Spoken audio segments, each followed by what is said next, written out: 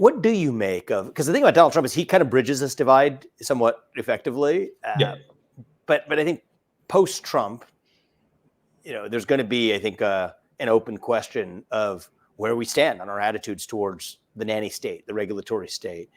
I kind of come down on, let me go on a little diatribe here, and then I want you to react to it here, because this lays out sort of my view, where I think part of what you've seen happen in America First is you've seen this reactionary response to the neocons, as we call it, on foreign policy.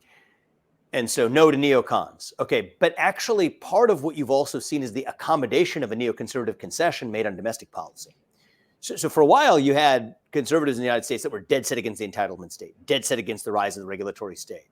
And the neoconservatives, on their own admission, were not only, I think, more interventionist on the foreign policy, but were also more accepting, accommodating, if not just at least defeatist about, okay, we're going to have the existence of this entitlement state. We're going to have the existence of this regulatory state. Let's accept the existence of it and work within those parameters. That effectively began what you see in America First as a rejection of the neocon foreign interventionism, but an acceptance of the fact that that regulatory state and the entitlement state may be here to stay. Let's at least use that to direct our industrial policy towards American workers and manufacturers rather than to other substantive left-wing ends.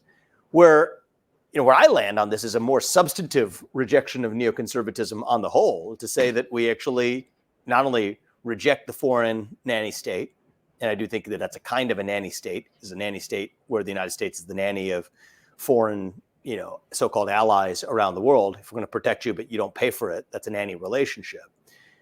But also a rejection of not just that foreign nanny state, which is, I think, where a lot of the America First movement is today, but also a rejection of the domestic nanny state, both the entitlement state as well as the regulatory state.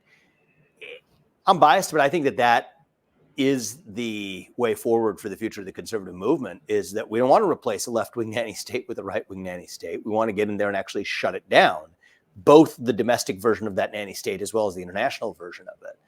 And I think this weird reversal you kind of have, where the neocons sort of accepted the domestic nanny state and they were foreign interventionists. The America First movement says, no, we're not going to be interventionists abroad, but we turn a blind eye to the domestic nanny state, I think is not good enough for where we're heading.